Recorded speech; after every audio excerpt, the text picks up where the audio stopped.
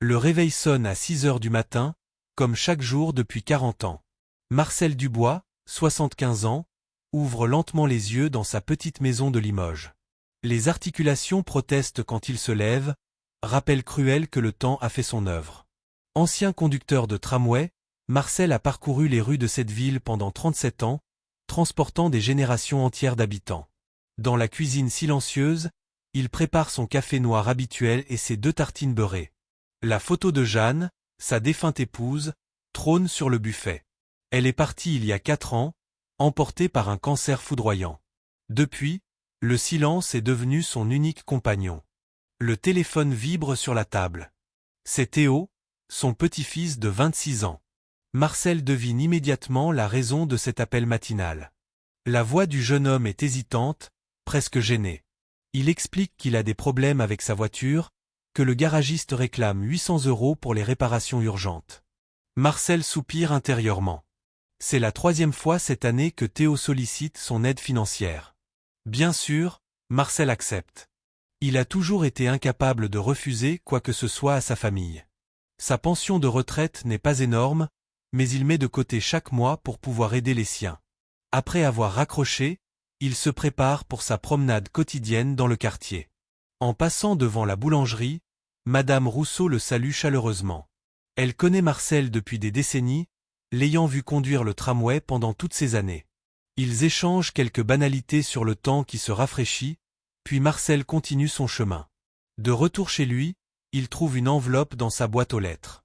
L'écriture soignée appartient à Camille, sa petite fille institutrice. C'est une invitation pour les noces d'argent de ses parents, Sophie et Bernard. 25 ans de mariage, déjà. Marcel se souvient parfaitement du jour où sa fille unique avait épousé ce commercial ambitieux.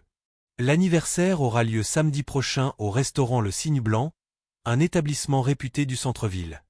Marcel décide immédiatement de faire un beau cadeau pour cette occasion spéciale. Il appelle le restaurant et demande discrètement le montant de la réception. 3 200 € pour 40 invités. Sans hésiter, il propose de régler l'addition comme cadeau surprise. Les jours suivants s'écoulent dans la routine habituelle. Marcel répare une vieille radio chinée aux puces, activité qui occupe ses mains et son esprit. Ses doigts ne sont plus aussi agiles qu'avant, mais la patience compense. Cette radio lui rappelle l'époque où il réparait les jouets cassés de Sophie. Elle avait toujours cru que son père pouvait tout arranger. Le samedi arrive enfin. Marcel enfile son costume anthracite, celui des grandes occasions. Dans le miroir, il observe son visage marqué par les années. Les rides racontent une vie de labeur, mais les yeux bleus restent vifs et déterminés.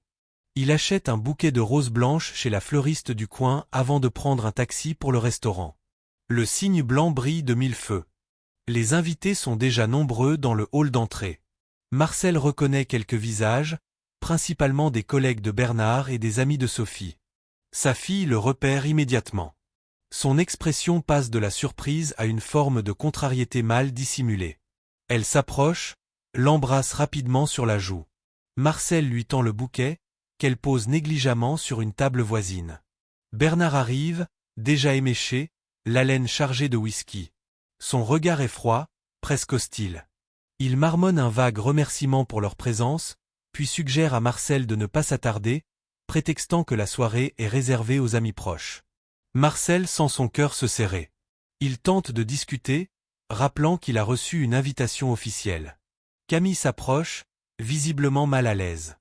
Elle avoue avoir envoyé l'invitation sans vraiment consulter ses parents. La tension monte. Bernard hausse le ton, déclarant que Marcel n'a jamais été qu'un poids pour leur famille, un simple conducteur de tramway sans ambition. Sophie reste silencieuse, les yeux baissés. Elle ne défend pas son père. Théo, présent lui aussi, affiche un sourire narquois. Camille semble au bord des larmes mais n'ose intervenir. Les autres invités observent la scène avec curiosité et gêne. Marcel comprend qu'il n'est pas le bienvenu. Avec toute la dignité qu'il peut rassembler, il souhaite un bon anniversaire au couple et se dirige vers la sortie. Personne ne le retient. Une fois dehors, l'air frais le frappe au visage. Il décide de rentrer à pied, malgré la distance. Il a besoin de réfléchir. Arrivé chez lui, il appelle immédiatement le restaurant. Après d'âpres négociations avec le directeur, Il parvient à annuler son paiement. La facture sera présentée directement à Bernard et Sophie pendant la soirée. Marcel imagine leur tête quand ils découvriront qu'ils devront régler eux-mêmes les 3200 €. Le lendemain matin, Sophie téléphone, hystérique. Elle hurle, l'accusant d'avoir humilié la famille devant tous leurs amis. Le directeur du restaurant a effectivement présenté l'addition en pleine célébration. Bernard a dû emprunter sa carte bancaire à un collègue pour pouvoir payer. Marcel écoute calmement les reproches, puis explique sa décision. Il révèle alors ce que sa fille ignore. Depuis des années, il paie son assurance automobile, soit 3000 € annuels. Le prétendu bonus écologique dont elle bénéficie, c'est lui. L'acompte pour leur pavillon, 25 000 €, provenait de ses économies destinées initialement aux études de Sophie. Les frais de scolarité de Camille, qu'il croyait couverts par une bourse, sortaient de sa poche. Sophie reste sans voix. Elle n'avait jamais réalisé l'ampleur du soutien financier de son père. Marcel continue, évoquant les centaines de fois où il a aidé Théo pour ses soi-disant urgences. Toujours de l'argent, jamais de gratitude. Jamais une vraie visite, juste des appels quand les comptes étaient vides. L'après-midi même, Théo se présente à sa porte. Il arbore son plus beau sourire, prétendant s'inquiéter pour son grand-père après l'incident de la veille. Marcel n'est pas dupe. Il sait que le jeune homme vient chercher l'argent promis pour sa voiture.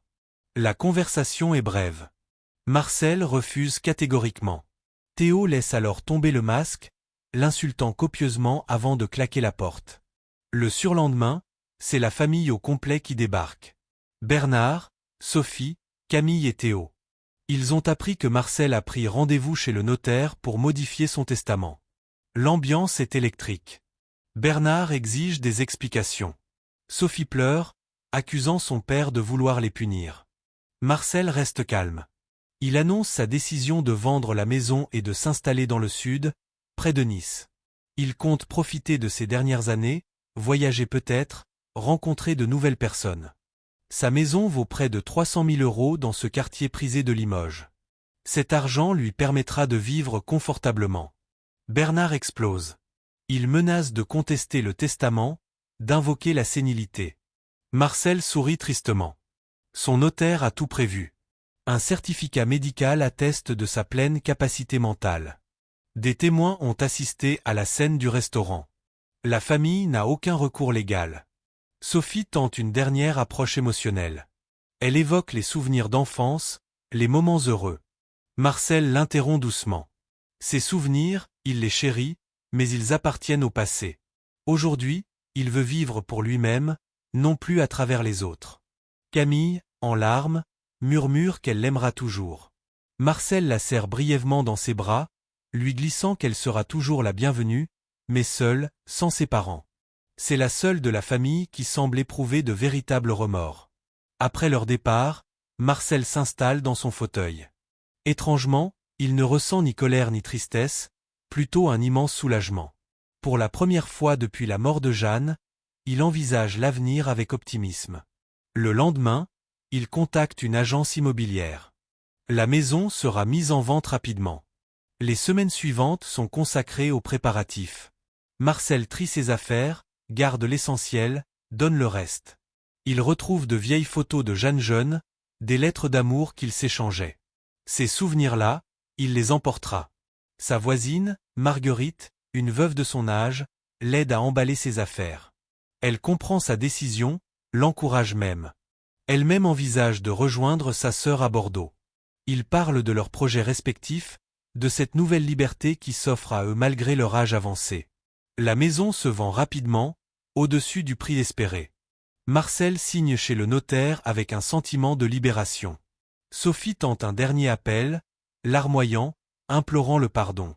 Marcel l'écoute patiemment, puis raccroche sans répondre. Cette page de sa vie est définitivement tournée. Le jour du départ arrive. Marcel charge ses derniers cartons dans la camionnette de déménagement. Marguerite lui fait ses adieux, promettant de lui rendre visite dans le sud. Les autres voisins sortent pour le saluer. Tous connaissent l'histoire, les rumeurs circulent vite dans le quartier. En montant dans le taxi qui l'emmène à la gare, Marcel jette un dernier regard à la maison où il a vécu tant d'années. Aucun regret ne l'étreint. Jeanne aurait approuvé sa décision, il en est certain. Elle disait toujours qu'il donnait trop sans jamais rien recevoir en retour. Dans le train qui file vers Nice, Marcel observe le paysage défiler. Les vignobles succèdent aux champs, les collines aux plaines. Chaque kilomètre l'éloigne de son ancienne vie. Il a trouvé un petit appartement avec vue sur la mer, modeste mais suffisant pour ses besoins. À 75 ans, Marcel Dubois commence une nouvelle existence. Libre de toute obligation envers une famille ingrate, il peut enfin vivre pour lui-même. Les matins face à la Méditerranée, les promenades sur la promenade des Anglais, les rencontres avec d'autres retraités venus chercher le soleil. Parfois, il pense à Sophie, Bernard, Théo et Camille. Se demande comment il s'arrange sans son soutien financier constant. Mais ses pensées sont fugaces. Il a donné suffisamment. Le reste de sa vie lui appartient désormais, et il compte bien en profiter pleinement.